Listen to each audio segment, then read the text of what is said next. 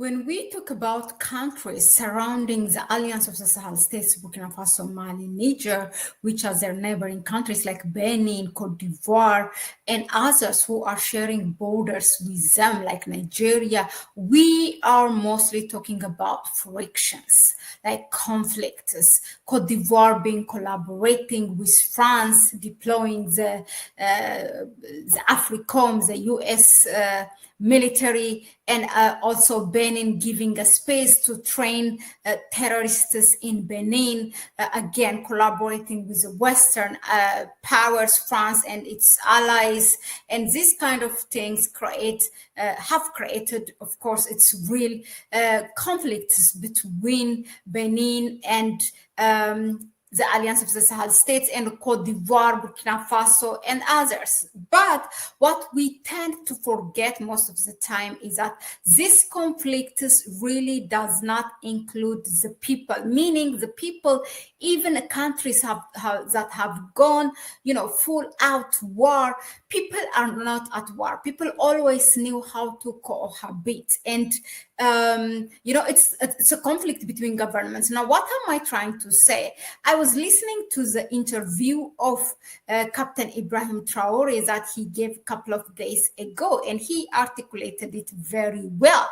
And what I am going to bring you a news from the Alliance of the Sahel States is that an architect who is from Burkina Faso has built in collaboration with the Chinese government, has built the parliament of Benin. And it's really beautiful. And this specific Burkinabe architect also has built the parliament of Burkina Faso. He's an internationally renowned architect. So the Benin parliament was designed, the Burkinabe architect known as Diebedo Francis Kere and his firm.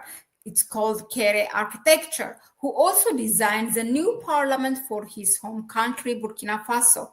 Kere is known for incorporating local traditions and materials, and the Benin National Assembly design is inspired by the West African palaver tree tradition, where people gather for important discussion. Now, here is the new parliament. I'm going to read you a bit of the text, and I will share with you the picture.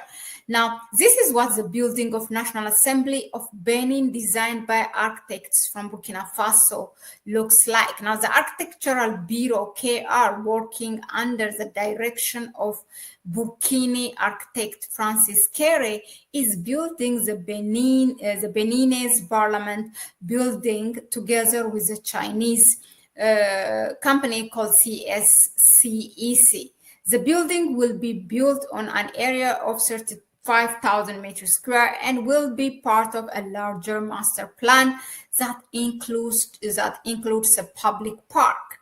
Now, the shape of the main hall of the parliament is inspired by the cinchona tree, under which, according to local tradition, communities gather to make decisions, or the palaver tree, what I just said. So the project costs almost $139 million. The construction itself began in 2021 and still continues this day. It's not yet finalized. Now let me show you.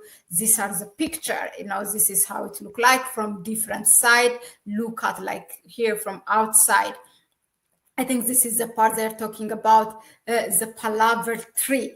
Now let me see if I can really show you the palaver. Those of you go and Google the palaver tree, so you will see the similarity between the parliament and this tree, and you can see that tree. It serves for people in the community to come together and discuss different social topics or issues. That happens. Such a thing existed in Ethiopia and still actually nowadays, and others in many parts of Africa.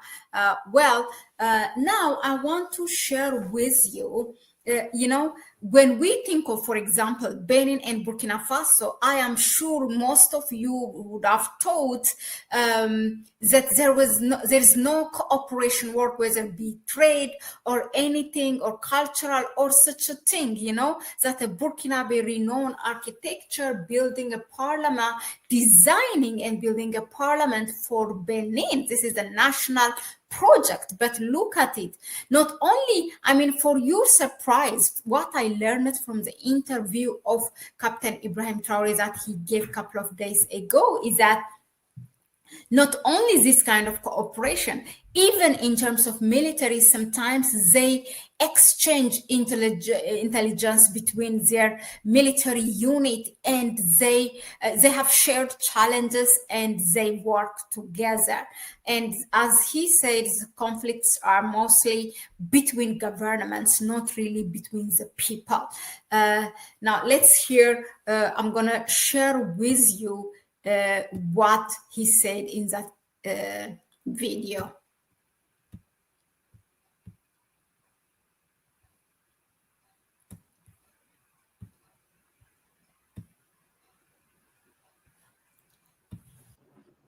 When we look, to stay on the topic of the joint force, when we look at the picture of the IS, the Confederation is surrounded by countries with which there is often diplomatic discussion.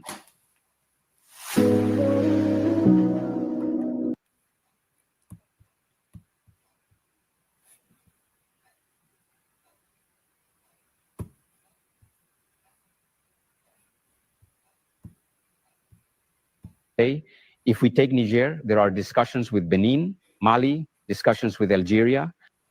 Burkina, even if it's not often mentioned, has minor frictions with Côte d'Ivoire.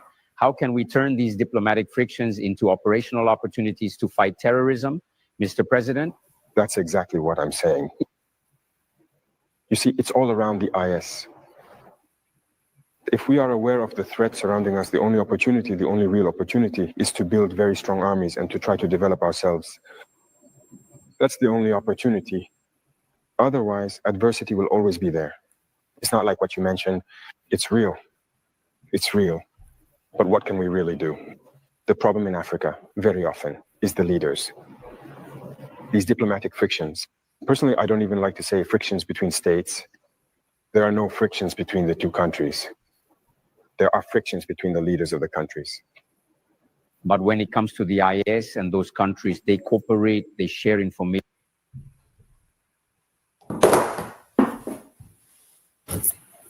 This is so true what he said. The frictions or the conflicts, whatever we call them, are usually between governments. But what kind of mistake we make is that what we do is, it's like we make it like we have also conflict between the people. No, I have seen countries that are at war, usually on media war, but the people, they tell you they knew how to live together. And these are people who cohabited. They knew how to cohabit amongst each other even before the existence of those governments, even before that political conflict that they have. So people from both sides, we have this image because of the media that as if the Burkinabe people and the Ivorian people are enemies. No, in fact, the opposite is true. The Ivorians want really to have a leader like Burkina Faso, and both Burkinabe and Ivorian, they also share tribes as well. So this is a mistake that you see on national broadcasting services or agencies, and we need to take out that. The conflicts are political conflicts that happens between governments, not really between the people. And he made it really, I just couldn't agree more. There is collaboration. What if I told you that AI has made...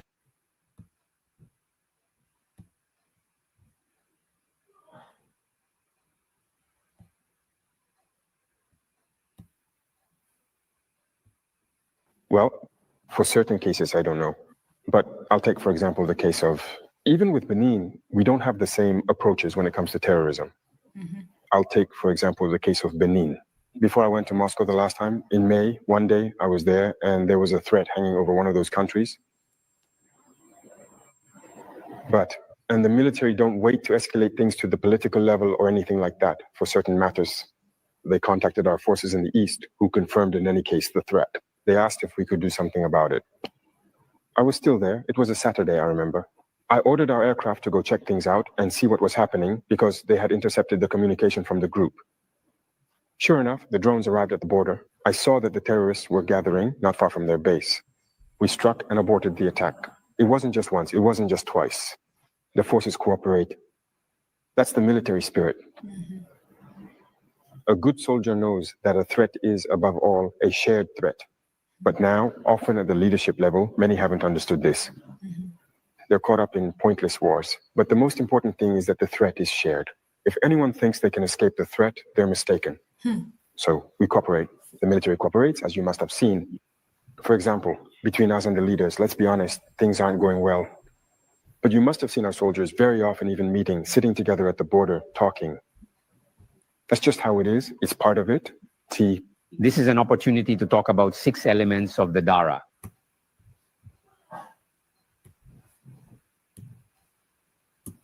So that's exactly what I wanted to show you what Captain Ibrahim Traore said. Even the military cooperate when there's a shared threat, they work together, they exchange information, and they address it or tackle it together. Even they ask, can you take action first? Can you tackle this or that? So, and that's how they tackled it. So the conflicts that we hear, it's real, it exists, he did not deny, but militaries, they work together. And now what I've just shared with you, the Burkinabe architect designing and constructing this unique parliament for Benin shows you more. There is so much more going on than what we hear between, the government or the conflicts between the two governments, which exists, but there is a cooperation between the two countries as well. That's my view. So cooperation beyond tension. Let us know in the comment section. You can give us any other example of two countries or two countries or governments that are engaged, whether it's in media war or really actually at war on the ground, and how the people on the border are living, and how whether what Captain Ibrahim Traore just said is true or not. People know how to live together. Militaries know from both sides how to tackle shared threats. This is a message I want to get across to you. I have had an opportunity to talk to both Israelis and people from Gaza, and this was like many years ago. And they told me from both sides, we knew how to live together. We were swimming together in this Mediterranean Sea, and look at us, what we have now, this war tension on the media. This is what it is, but yeah, let us know in the comment section. Thank you very much again for tuning in.